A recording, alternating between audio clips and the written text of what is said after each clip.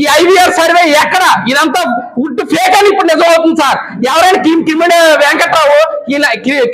వెంకట్రావు గారు ఈ రోజు 10 సంవత్సరాలు బట్టి కిమిడి నాగార్జున గారు పనిచేస్తే ఐవీఆర్ సర్వే ఎవరికంటే వచ్చింది?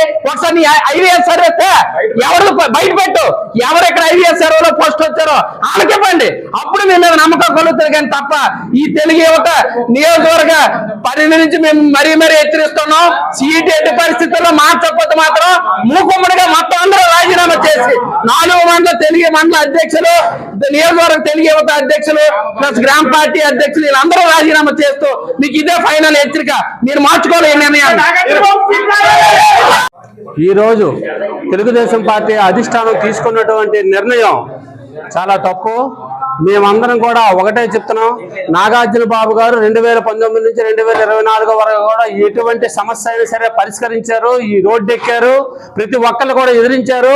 కొత్త సత్యబాబును కూడా ఎదిరించి పోరాడగల సత్తా ఉన్న నాయకుడు నాగార్జున బాబు గారు. నాగార్జున బాబు గారికి టికెట్ లేదంటే నాకు ఐవీఆర్ఎస్ కాల్ వచ్చి కళా వెంకట్రావు కావాలా, నోటా కావాలంటే నోటాకే నేను పెట్టాను. కళా వెంకట్రావు నేను పెట్టలేదు, ఇవ్వలేదు.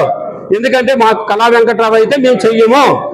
తర్వాత ఎంపీ గారు కలిసేటి అప్పలనాయుడు గారు అయినా సరే మేమైతే మాత్రం ఈ జిల్లాలో మేము ఎవరం కూడా మేము సపోర్ట్ చెయ్యము. దయచేసి నేను నా వెదులవలస గ్రామ మాజీ సర్పంచ్ని 2 టర్మ్స్ సర్పంచ్ చేశాను.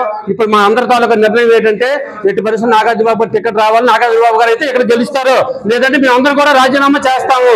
దయచేసి అధిష్టానం ఆలోచించవలసిందిగా మరి కోరుకుంటున్నాం.